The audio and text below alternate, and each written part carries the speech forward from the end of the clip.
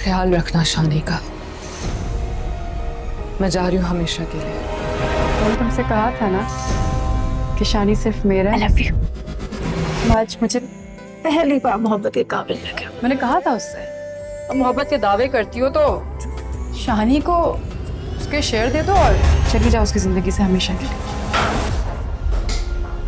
झूठ, लालच, फरेब और हसद में लिपटी हुई एक जिंदा लाश के सिवा कुछ नहीं हो तुम।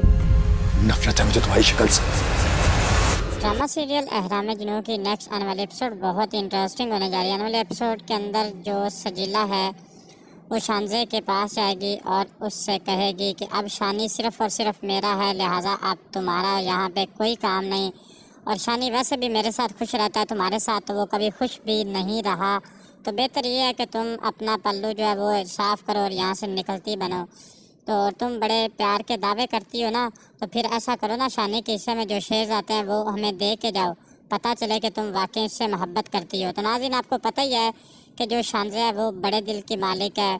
उसने कभी भी अपनी मोहब्बत के आगे, अपने प्यार के आगे पैसा, जायदाद, माल, दौलत ये सब कुछ नहीं देखा।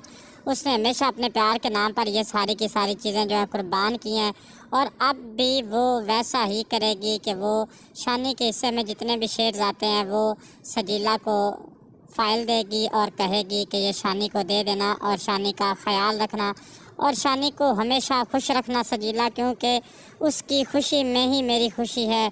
और वो चली जाएगी और वो कहेगी कि मैं हमेशा हमेशा के लिए ये मुल्क छोड़कर जा रही हूँ।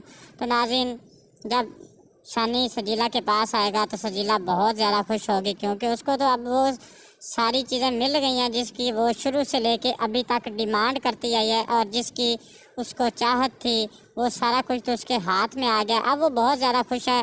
तो शानी आएगा तो सजीला बहुत ज़्यादा खुश होगी। शानी पूछेगा आज खैरियत है इतनी ज़्यादा खुश? तो सजीला कहेगी कि देखो शानी, मैंने शानजे को साफ साफ कह दिया कि अब शानी सिर्फ़ और सिर्फ मेरा है, लिहाजा उसके प्यार के दावेदार तो तुम बहुत बनती हो। अब पता चले ना कि उसके हिस्से के शेयर्स जो हैं वो भी हमें दे दो।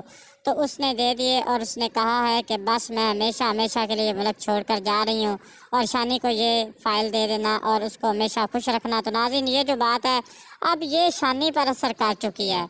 अब शानी पर ऐसा असर करेगी कि वो सजीला को धक्का मार के पीछे कर देगा और कहेगा कि सजीला, तुम बहुत ही लालची, मक्कार और एक धोखेबाज लड़की हो। तुम्हें पैसे रुपए के अलावा कुछ नज़र ही नहीं आता। तुम्हारी नज़र में मोहब्बत, प्यार ये कुछ भी नहीं है।